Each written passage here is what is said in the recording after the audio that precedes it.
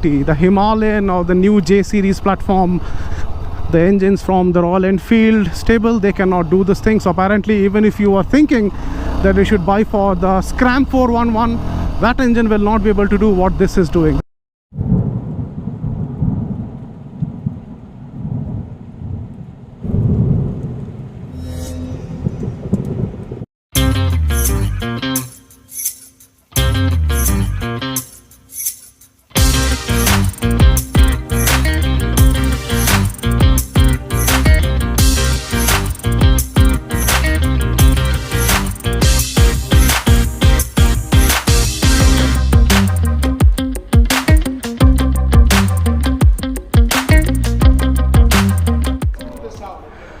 Morning YouTube, hope everyone is doing great. We are here at Legendary Bikes Java Yezdi showroom located at the same JP Nagar road. So this is it, the Scrambler. Now this is a Scrambler, this is a Roadster, and there is the Adventure. Now the amount of responsibilities this model is having is immense, because this has to bridge the gap between the Roadster as well as the Adventure. So you know what it has to do, right? So this is the reason why many manufacturers in India have been staying away, they've been shying away from launching a Scrambler, a true blade Scrambler. And good thing is that the engineers at Yezdi, the entire Classic Legends family, they have taken this responsibility. They took this charge and they brought this product. So here it is, a proper Scrambler with minimal bodywork. You just get this teardrop fuel tank, and then you have this tank pad on the sides. You get this round LED headlamp, round blinkers, offset instrument console. This is something that you have seen on the Ducati Scrambler, their Desert Sled and other models as well. 19-inch front with a big 320mm disc at the front, and 17-inch at the rear. Again, this comes equipped with dual channel ABS. It has 3 riding modes. You can turn off the ABS. And this one thing which I really like about this thing is that this cover that they have given for the rear caliper, this is a good thing because it avoids any kind of a dust or dirt or mud to accumulate inside, right? So this is a good protective cover that they have given. And this paint scheme looks beautiful. It has a nice long swing arm. It has dual port exhaust. So this comes out, the exhaust port, let me show you. It comes out from here the way it is designed on the Adventure. It goes underneath here, and this is where it connects to the box canister at the middle. See this thing? This goes here, there is the box canister, and from there the second exhaust comes out from the other side. And this is it. I mean, this is as minimal as it can get. You see the entire design. They have done every bit they could to save the weight on this. They did not want to make this motorcycle too heavy, and apparently they could have gotten rid of one exhaust as well, but then that would have stolen the entire look of this motorcycle. So the engine specs, it's on your screen right now, derived from the Java Perak, makes nearly 30 bhps and about 28 Nm of torque. Comes with a 6-speed gearbox, DOHC setup, and 200 mm of ground clearance. That's pretty massive. You do not need anything more than that. You get these foot pegs with the rubber housing. You can remove them. These are removable. You have this tooth kind of a brake pedal as well, and overall a brilliant look. The handlebar is nice and swept backwards, a single piece seat. This part of the subframe is designed newly for this. This is not something that's there on the Roadster version, so this is newly designed. And the entire rear tire hugger has been integrated pretty well, and this beautiful looking LED tail light, it all goes very well in the entire symmetry, right? So you get these dual shock absorbers at the rear. They have a lot of travel to them. As you can see, this is a preload adjustable part. You can tune it based on your preference. And yeah, that's it. Now let's go for a ride and let's see how it feels to ride.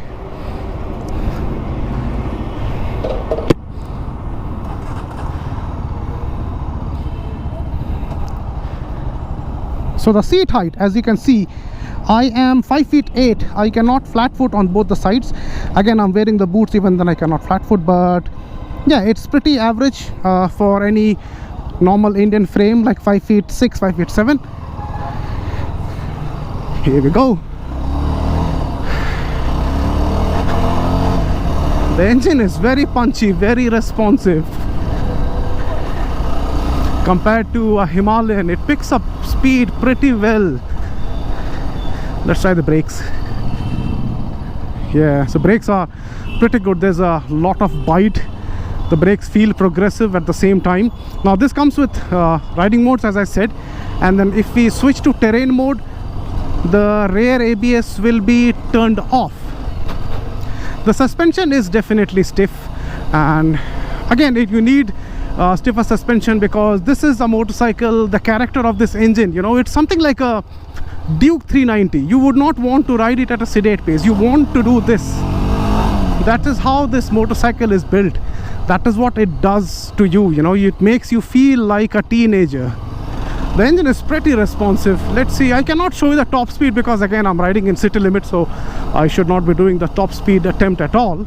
But let's stop at a place. Let's switch to the terrain mode, right, wherein we can slide the rear wheel, and we'll see how it works there. So right now it is in rain, and we press and hold it again. Right, so right now we are in off-road mode, if you can see it. Right, now let's go a little bonkers on this. How about starting from here? Yeah.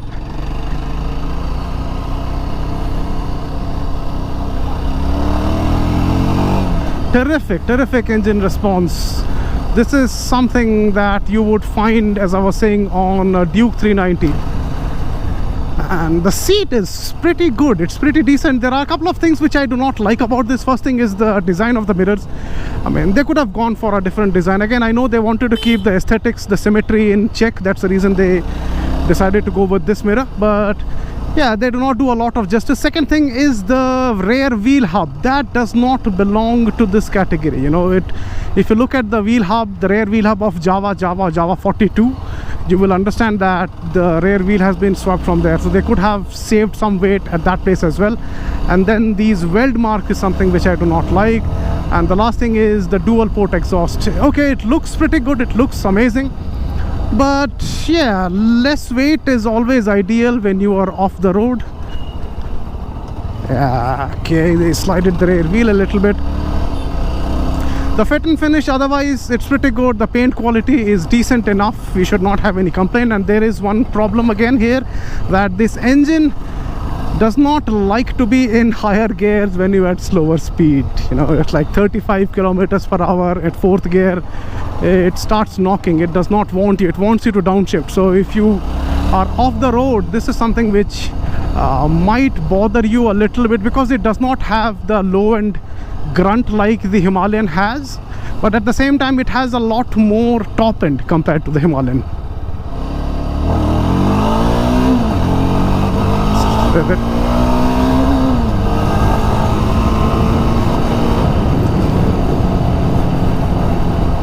The clutch is not really light. I would not call it light, because this does not get the slip and assist clutch. This has this is a little heavy, but it's not something that is annoying, you know. The only annoying part is this countless downshifts that you have to do to keep the engine spinning, you know.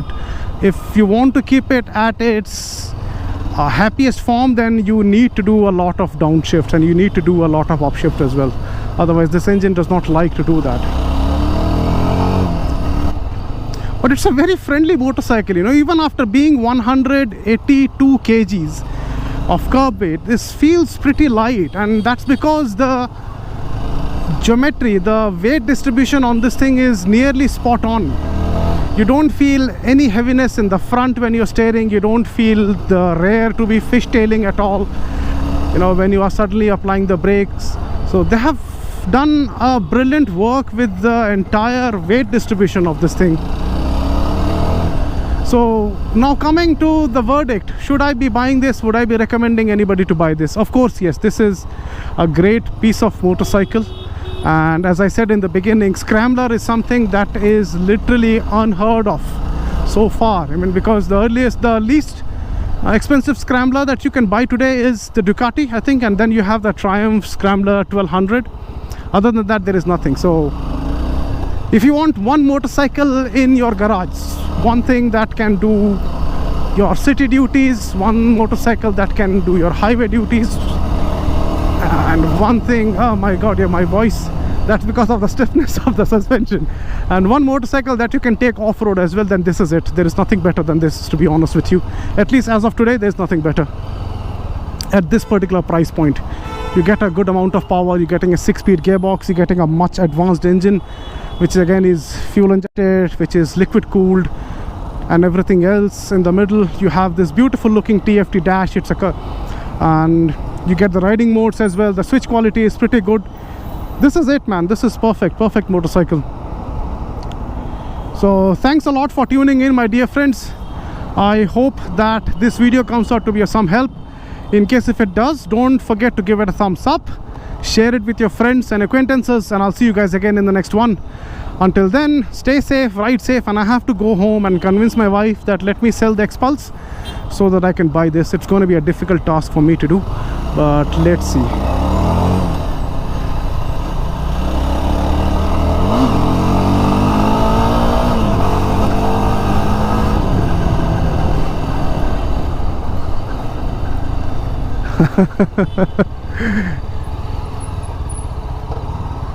Incredible.